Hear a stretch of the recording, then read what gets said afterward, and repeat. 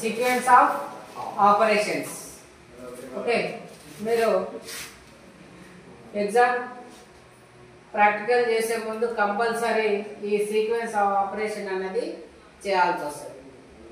అయితే మీరు జాబ్ చేసేటప్పుడు ఒక పద్ధతి ప్రకారం ఒక సీక్వెన్స్ అనేది ఆపరేషన్స్ అనేది చేయాల్సిన సందర్భం అనేది వస్తుంది.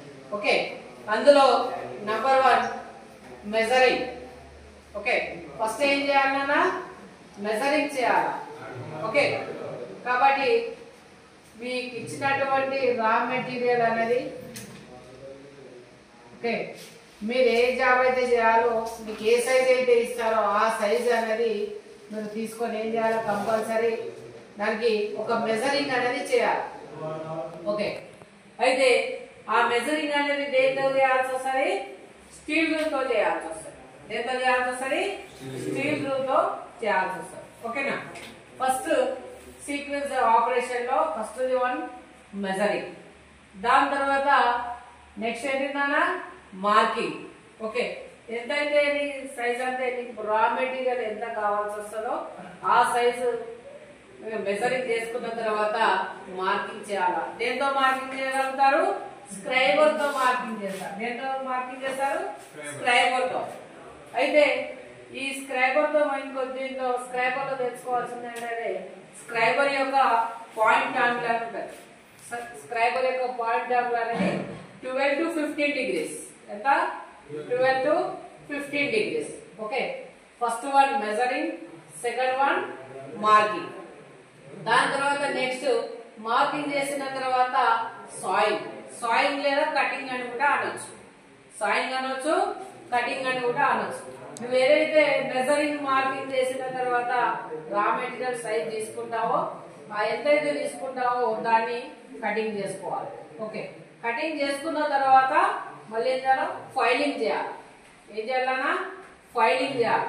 ఓకే, ఫైలింగ్ తర్వాత 5th 1 ఫైలింగ్ చేసిన తర్వాత ఈ ఫైలింగ్ లో ఏంటిదంటే సర్ఫేస్ చేయాలి.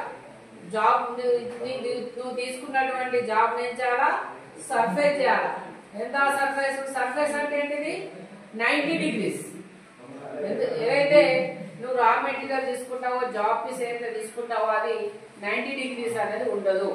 కాబట్టి దాన్ని ఏం చేయాలా, సర్ఫేస్ చేయాలా. సర్ఫేస్ అంటే అర్థం ఏంటంటే 90 degrees చేయాలి.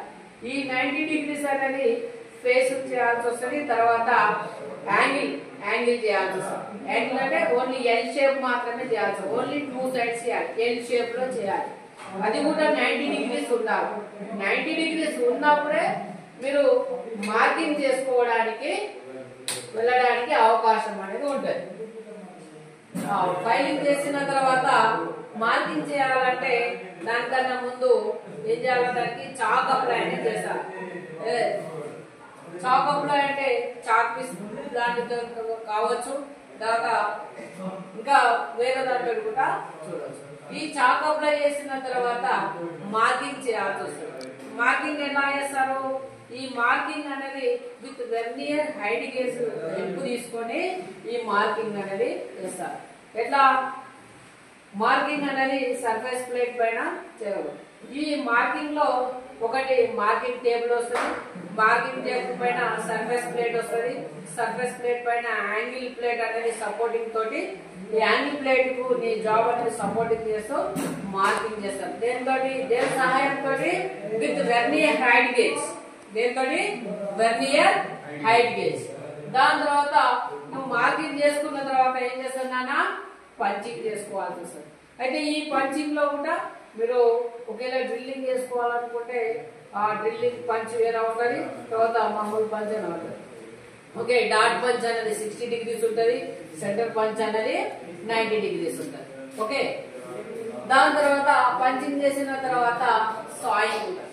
ఓకే, సాయింగ్ అంటే కటింగ్. ఏదైతే నువ్వు పంచింగ్ చేసుకున్నావో, ఏదైతే మార్కింగ్ చేసుకున్నావో అక్కడి వరకు స్ట్రేట్ గా సాయింగ్ చేసుకోవాల్సి వస్తుంది. సాయింగ్ చేసుకున్న తర్వాత ఫైలింగ్ చేయాల్సి వస్తుంది. ఫైలింగ్ దాన్ని అడ్జస్ట్మెంట్.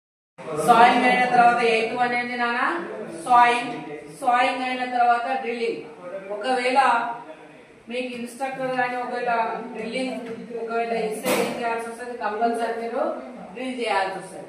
డ్రిల్ చేసేటప్పుడు కంపల్సరీ పంచింగ్ చేసేటప్పుడు మాత్రం ఎక్కడైతే మీరు డ్రిల్లింగ్ పాయింట్ ఉంటుందో అక్కడ సెంటర్ పంచ్ అనేది యూజ్ చేయాల్సి వస్తుంది. ఓకే, ఈ సెంటర్ పంచ్ యొక్క యాంగిల్ ఎంత 90 డిగ్రీస్. ఓకే, డాట్ పంచ్ యొక్క యాంగిల్ ఎంత 60 డిగ్రీస్. ఈ డ్రిల్లింగ్ తర్వాత ఫైలింగ్ చేయాల్సి వస్తుంది. ఓకే, ఫైలింగ్ తర్వాత మళ్ళీ ఫైనల్ ఫినిషింగ్ చేయాల్సి వస్తుంది. ఓకే, మీకు ఇచ్చినటువంటి ఏదైతే ఇన్స్ట్రక్టర్ మీకు ఇన్స్ట్రక్ట్ చేస్తాడో మీకు ఎంత మెజర్మెంట్ కావాలో టాలరెన్స్ ప్రకారం, టాలరెన్స్ అంటే మైనస్ ఆర్ ప్లస్ ఉండాలి, టాలరెన్స్ అంటే మైనస్ ఆర్ ప్లస్ ఉండాలి, అంతవరకు మాత్రం యాక్యురేట్ గా అనేది మీరు జాబ్ చేయాల్సి వస్తుంది. దాని తర్వాత చెకింగ్, ఏదైతే జాబ్ ఇచ్చిందో ఎంత మెజర్మెంట్ ఉంది, కరెక్ట్ చేశారా లేదా అనేది కంపల్సరీ వెర్నియర్ క్యాలిపర్ తోటి చెకింగ్ చేయాల్సి వస్తుంది. ఓకే, ఎవరు చెక్ చేస్తారన్నా మీ ఇన్స్ట్రక్టర్ అనేది కంపల్సరీ చెకింగ్ చేయాల్సి సందర్భం. దాని తర్వాత చెక్ చేసుకున్న తర్వాత ఫైనల్ అయిపోయిన తర్వాత అప్పుడు నంబర్ పంచ్, మీ డీటెయిల్స్, మీ ఆర్ టికెట్ నంబర్, మీ డీటెయిల్స్ అనేది నంబర్ పంచ్ ద్వారా పంచ్ చేయాల్సి వస్తుంది. ఓకే, పంచ్ చేసిన తర్వాత గ్రీస్ అప్లై చేయాలి. గ్రీస్ అనేది లైట్ గా అప్లై చేయాలి. గ్రీస్ అనేది లైట్ గా. గ్రీస్ ఎందుకు అప్లై చేయాలంటే మీ ఇచ్చినటువంటి జాబ్ అనేది కొద్దిగా తుప్పు పట్టకుండా, ఓకే, తుప్పు పట్టకుండా ఉండడానికి ఈ గ్రీస్ అనేది అప్లై చేయాలి. గ్రీస్ అప్లై చేసిన తర్వాత సబ్మిషన్ చేయాలి. ఈ గ్రీస్ అప్లై చేసిన తర్వాత ఏం చేయాలి, కంపల్సరీ సబ్మిట్. ఇక్కడ ప్యాకింగ్ వచ్చేస్తుంది. గ్రీస్ అప్లై తర్వాత ఏమొస్తుందన్నా ప్యాకింగ్. గ్రీస్ అప్లై తర్వాత ఏం చేయాలి, ప్యాకింగ్ చేయాలి. మీ జాబ్ కంపల్సరీ దాన్ని ప్యాక్ చేయాల్సి వస్తుంది.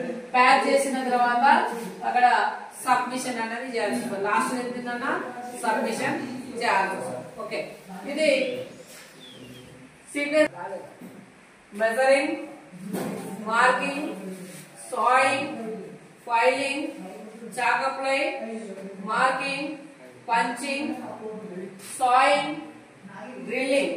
ఇక్కడ ఈ డ్రిల్లింగ్ లో ట్యాపింగ్ కూడా రావచ్చు, థ్రెడ్డింగ్ కూడా రావచ్చు. ఓకే, డ్రిల్లింగ్ తర్వాత ట్యాపింగ్ అయినా రావచ్చు, థ్రెడ్డింగ్ అయినా రావచ్చు. దాని తర్వాత ఫైలింగ్, ఫైలింగ్ తర్వాత ఫైనల్ ఫినిషింగ్, దాని తర్వాత చెకింగ్, దాని తర్వాత నంబర్ పంచింగ్, గ్రీస్ అప్లై.